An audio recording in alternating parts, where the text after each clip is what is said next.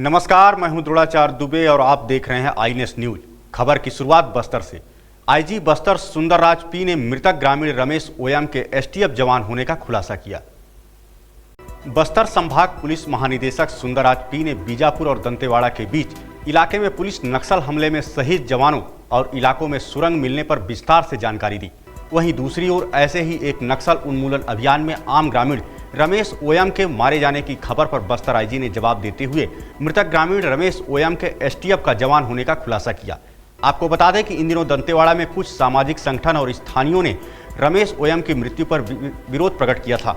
परिजनों ने आरोप लगाया कि रमेश खुद के बच्चे की छठी समारोह के लिए मुर्गा की खरीदी करने गया था, जहां मुठभेड़ में उसकी मौत हो गई।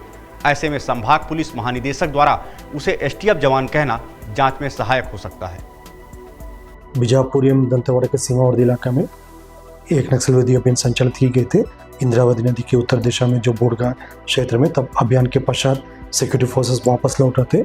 माओवादी द्वारा सुरक्षा बल को ऊपर हमला किए गए थे नदी के किनारे में, तब रिवर क्रॉसिंग कर रहे थे। उस दौरान सुरक्षा बल की भी जवाबी कार्रवाई की गई थे। तत्पश्चात सुरक्षा बल द्वारा अपना एसओपी के तहत सुरक्षित आड़ लेकर वापस रहे, क्योंकि शाम के समय हो रहा था, अंधेरे भी हो रहे थे। उसके अगले दिन पता चला जो उस इलाके में एक व्यक्ति का डेड बॉडी मिला है, जिसका रमेश ओयम के नाम पर उसका पहचान हुई है। वो हमारा एक एसटीएफ के जवान है, उसके परिवार के सदस्य भी है। और जैसा भी डेड बॉडी का ग्रामीण से संपर्क करके फिर उनका पंचनामा एवं पोस्टमार्टम और अग्रिम कार्रवाई की जा रही है। अभी प्रथम दृष्टि से प्रतीत हो रहा तो मतलब जिस दिन जो पुलिस और नक्सली के बीच मुठभेड़ हुई उसमें नक्सली क्रॉस फायरिंग के कारण से जो रमेश ओयम का मृत्यु होना और इसका नक्सल पीड़ित परिवार के जो सदस्य को जो शासन के पॉलिसी के तहत उनका आर्थिक सहायता से लेकर अन्य सभी प्रकार का सहायता भी उपलब्ध की जा रही है और प्रकरण का डिटेल इन्वेस्टिगेशन अभी की जा रही है। छत्तीसगढ़ के सूरजपुर जिले में शिक्षा विभाग ने एक अभियान की शुरुआत की, जिसका नाम पालक बालक दिया गया। इस आयोजन का मुख्य उद्देश्य बच्चों और उनके परिजनों को एक मंच पर लाना था और शिक्षा के स्तर को बेहतर बनाना है। शिक्षा विभाग के अनुसार यदि छात्रों को स्कूल में कोई समस्या होती है तो कई बार वह शिक्षकों को नहीं बताकर अपने परिजनों को बताते हैं।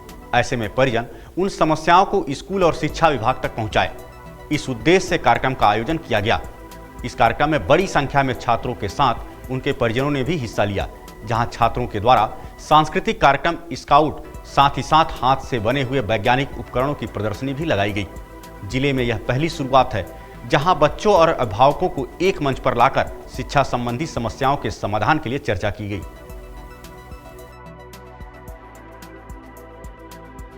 हम लोग एक अभियान की तरह चला रहे हैं कि पालकों का जो सम्मेलन है, पालक बालक सम्मेलन के नाम से जाना जाता है, उसको पुनर्स्थापित किया जाए। और उसी की कड़ी में आज इस बत्रा में बड़ा कार्यक्रम किया गया है, जहाँ पर सभी पालक आए हुए हैं, गांव के लोग आए हुए हैं, सभी प्रतिनिधि आए हुए हैं, आप सभी आए हुए हैं। इसकी हम लोग एक शुरुआत कर रहे हैं। देश है पालकों को स्कूल से जोड़ना, जिससे स्कूल में जो कमियां हों उनको उनके माध्यम से जान करके, पालकों के माध्यम से जान करके स्कूल की कमी को दूर करना, बच्चे की कमजोरी को दूर करना।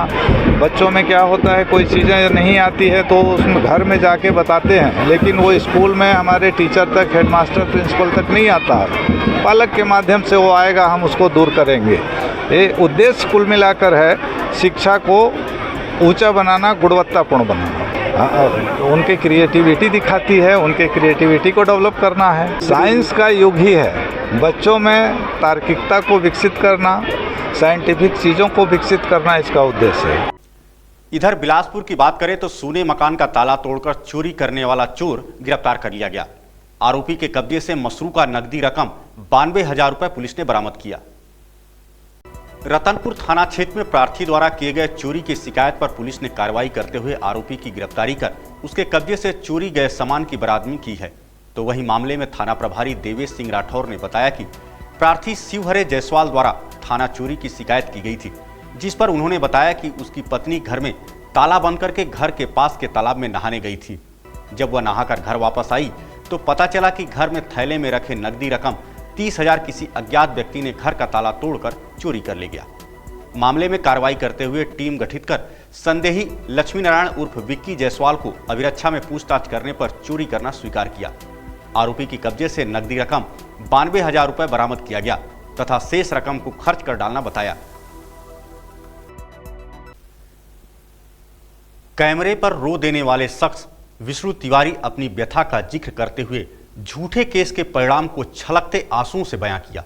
ST/SC एक्ट के झूठे केस में 20 साल की सजा काटकर निर्दोष बरी होने वाले विष्णु तिवारी अब सब कुछ खत्म होने की बात करते हैं। छलकते आंसुओं के बीच दर्द को आम लोगों के बीच में लाने वाली पत्रकार अर्चना तिवारी ट्विटर में वीडियो पोस्ट कर अपनी संवेदना व्यक्त की। आपको बता दें कि विष्णु तिवारी 20 साल की सजा काटने के बाद हाई कोर्ट ने केस को झूठा बताते हुए उन्हें बरी कर दिया। इस बीच उनके माता पिता सहित परिवार के सभी सदस्यों की मृत्यु हो गई। इस मामले में उन्हें एक बार भी जमानत नहीं मिली थी। विष्णु तिवारी का बयान इस बात का सूचक है कि झूठा केस कैसे किसी के परिजनों को बर्बाद कर देता है। फिलहाल झूठे केस में 20 साल की सजा काट चुके विष्णु तिवारी बरी होने पर देवी मां का धन्यवाद किया। किशोर जो थे बड़े, तो वो खत्म हो गए तो हमें बुरा लगा। हमने उसे गले लगाया और ये कहा कि तुम चुप रहो, कोई बात नहीं, सोचते शायद इतने दिन को बहुत साथ किया था उनको, तो बस वो खत्म हो गए, कोई बात नहीं, अब तुम जाओ घर पे। तो उसे रोटी खाने की हुई नहीं, वो सब हमारे भाई माई थे और जो भाभी वगैरह थी जो खत्म हो गए थे वो घर पे मतलब नहीं थी, मजदूरी करने लगी, बच्चों को पालने लगी। कोई इंदौर में रहने लगी तो एक भाभी आगरे में रहने लग गई। तो इस तरीके से उन्होंने अपने मेहनत मजदूरी करके अपने बच्चे पढ़ाए पाले पोसे, तो उनका भी मतलब ऐसा रहा, बहुत ज्यादा मतलब परेशान रहे। अब हम जब आए तो आधिक स्थिति हमने ऐसी देखी कि कुछ नहीं, हमारा सब कुछ खत्म हो गया, बर्बाद हो गया। जमीन वमीन जो थी वो केसों में बिक गई और इलाज में, पिताजी के इलाज में भी कुछ पैसा वैसा लगे। और केंद्रीय वित्त मंत्री निर्मला सीतारमण ने अंतरिम बजट पेश की। छत्तीसगढ़ के वित्त मंत्री OP चौधरी ने केंद्रीय बजट को छत्तीसगढ़ के जनता के लिए फायदेमंद बताया। उन्होंने कहा, देश के प्रधानमंत्री नरेंद्र मोदी ने देश के अमृत काल के नींव रखने की दिशा में रोड मैप के साथ काम किया है।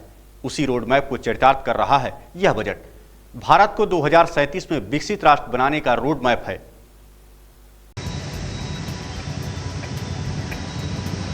कांग्रेस न समझ सकती, न समझना चाहती और समझने के बाद न आप लोगों को बताना चाहती।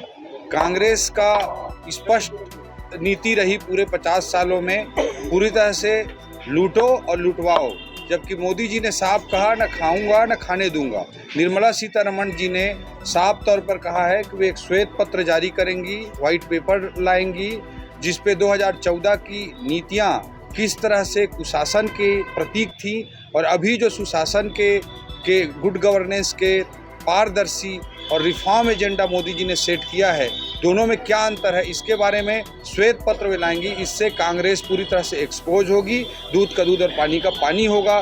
कैसे ये देश के टैक्स को भ्रष्टाचार की भेंट चढ़ा रहे थे, कैसे देश के संसाधनों को ये अपने जेबों में भर रहे थे, कैसे सिस्टम का सत्यानाश कर रहे थे, वह उस श्वेत पत्र में उसका खुलासा हो। आज के बुलेटिन में फिलहाल इतना ही। देश दुनिया की तमाम खबरों के लिए बने रहें आई न्यूज़ के साथ।